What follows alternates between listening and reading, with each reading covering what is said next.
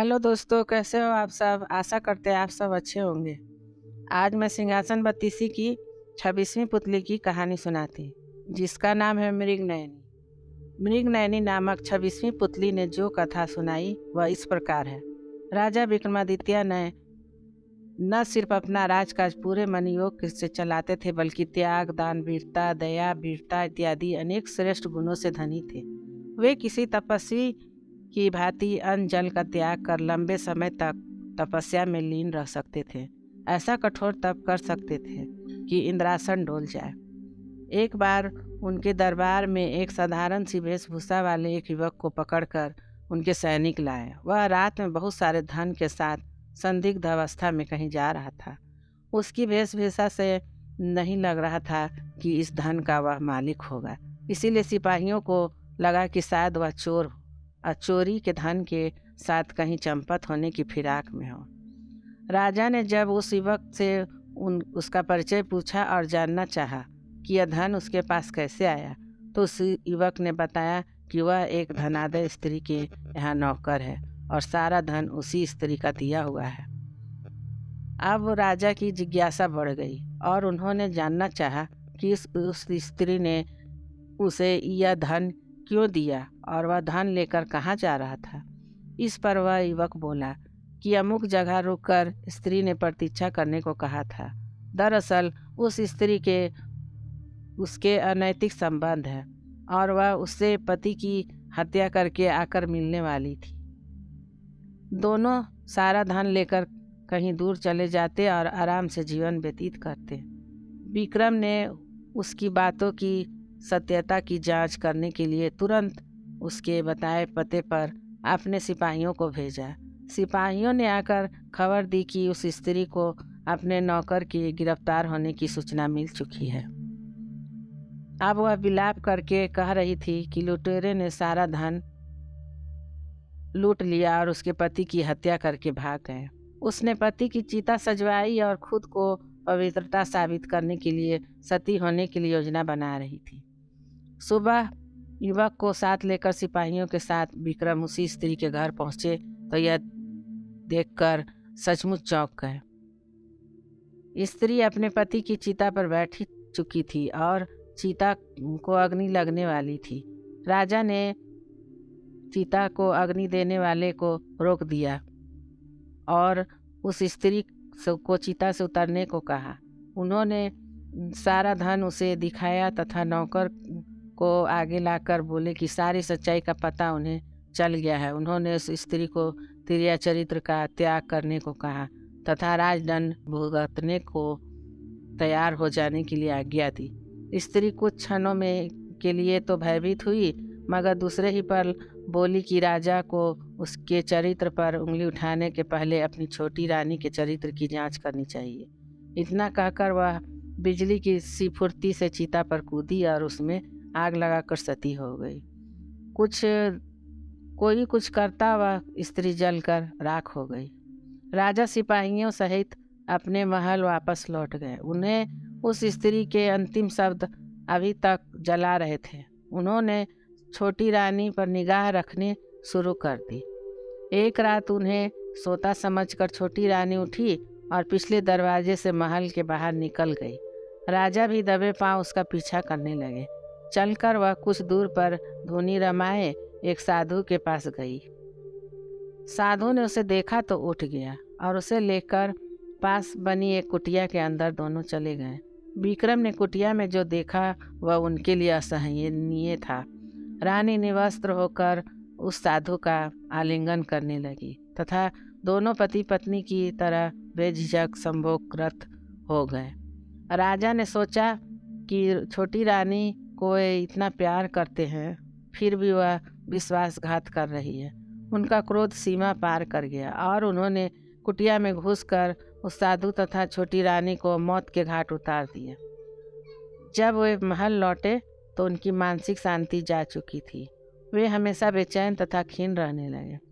सांसारिक सुखों से उनका मन उचाट हो गया तथा मन में वैराग्य और की भावना ने जन्म ले लिया। उन्हें लगता था कि उनके धर्म कर्म में जरूर कोई कमी थी, जिसके कारण भगवान ने उन्हें छोटी रानी के विश्वासघात का दृश्य दिखाकर दंडित किया। यही सब सोचकर उन्होंने राजपाट का भार अपने मंत्रियों को सौंप दिया और खुद समुद्र तट पर तपस्या करने चल पड़े। समुद्र तट पर पहुंचकर उन्होंने सबसे पहले एक पैर पर खड़े होकर समुद्र देवता का आह्वान किया। उन्होंने साधना से प्रसन्न होकर जब समुद्र देवता ने उन्हें दर्शन दिए तो उन्होंने समुद्र देवता से एक छोटी सी मांग पूरी करने की विनती की। उन्होंने कहा कि उनके तट पर वे कुटिया बनाकर अखंड साधना करना चाहते हैं और अपनी साधना निर्विघ्न पूरा करने का उनसे आशीर्वाद चाहते हैं।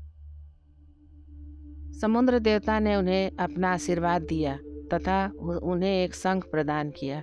समुद्र देवता ने कहा कि जब भी कोई दैवीय विपत्ति आएगी, इस शंख की ध्वनि से दूर हो जाएगी। समुद्र देव ने से उपहार लेकर विक्रम ने उन्हें धन्यवाद दिया और तथा प्रणाम कर समुद्र तट पर लौट आए। उन्होंने समुद्र तट पर एक कुटिया बनाई और साधना करने लगे। उन्होंने लंबे समय तक इतनी कठिन साधना की कि देवलोक में हड़कंप मच गया। सारे देवता बात करने लगे कि अगर विक्रम इसी प्रकार साधना में लीन रहे तो इंद्र के सिंहासन पर अधिकार कर लेंगे। इंद्र को अपना सिंहासन खतरे में दिखाई देने लगा। उन्होंने अपने सहयोगियों को साधना स्थल के पास इतनी अधिक वृष्टि करने का आदेश दिया कि पूरा स्थान जलमग्न हो जाए और विक्रम कुटिया सहित पानी में बह जाए। बस आदेश की देरी थी। बहुत भयानक वृष्टि हुई शुरू हो गई। कुछ ही घंटों में सचमुच सारा स्थान जलमग्न हो जाता और विक्रम कुटिया सहित जल में समा गए होते। लेकिन समुद्र देव ने उन्हें आशीर्वाद जो दिया था, उस वर्षा का सारा पानी उन्होंने पी लिया तथा साधना स्थल पहले की भांति सूखा ही रहा। इंद्र ने जब यह अद्भुत चमत्कार देखा तो उनकी चिंता और बढ़ गई। उन्होंने अपने सेवकों को बुलाकर आंधी तूफान का सहारा लेने का आदेश दिया। इतने भयानक वेग से आंधी चली कि कुटिया तिनके तिनके बिखर गई। सब कुछ हवा में रुई के भांति उड़ने लगी। बड़े बड़े वृक्ष उखड़ कर गिरने लगे। विक्रम के पांव भी उखड़ते हुए मालूम पड़े। लगा कि आंधी उन्हें उड़ाकर साधना स्थल से बहुत दूर फेंक देगी। विक्रम को समुद्र देव द्वारा दिया गया शंख याद आया और उन्होंने शंख को जोर से फूंका। शंख से बड़ी तीव्र ध्वनि निकली। शंख ध्वनि के साथ आंधी तूफान का पता नहीं रहा। वहाँ ऐसी शांति छा गई मानो कभी आंधी आई ही न हो। अब तो इंद्रदेव की चिंता और अधिक बढ़ गई। उन्हें सूझ नहीं रहा था कि विक्रम की साधना कैसे भंग की जाए। अब विक्रम की साधना तो केवल अप्सराओं का आकर्षण ही भंग कर सकता है। उन्होंने त्रिलोत्तमा नामक अप्सरा को बुलाया तथा उसे जाकर विक्रम की साधना भंग करने को कहा। त्रिलोत्तमा अनुपम सुंदर थी और उसका रूप देखकर कोई भी कामदेव के बाणों से घायल हुए बिना नहीं रह सकता था। त्रिलोत्तमा साधना स्थल पर उतरी तथा मनमोहक गायन वादन और नृत्य द्वारा विक्रम की साधना में विघ्न डालने की चेष्टा करने लगी। मगर बैरागी विक्रम का क्या बिगाड़ पाती। विक्रम ने शंख को फूंक मारी। त्रिलोत्तमा को ऐसा लगा जैसे किसी ने उसे आग की ज्वाला में लापटका हो। भयानक ताप से वह उद्विग्न हो उठी तथा वहाँ से उसी क्षण अदृश्य हो गई। जब यह युक्ति भी कारागार नहीं हुई तो इंद्र का आत्मविश्वास पूरी तरह डोल गया। उन्होंने खुद ब्राह्मण का वेश धरा और साधना स्थल पर आए। वे जानते थे कि विक्रम याचकों को कभी निराश नहीं करते तथा समर्थानुसार दान देते हैं। जब इंद्र विक्रम के पास पहुंचा तो विक्रम ने उनके आने का प्रयोजन पूछा। उन्होंने विक्रम से भिक्षा देने को कहा तथा भिक्षा के रूप में उनकी कठिन साधना का सारा फल मांग लिया। विक्रम ने अपनी साधना का फल उन्हें सहस्त्र दान कर दिया।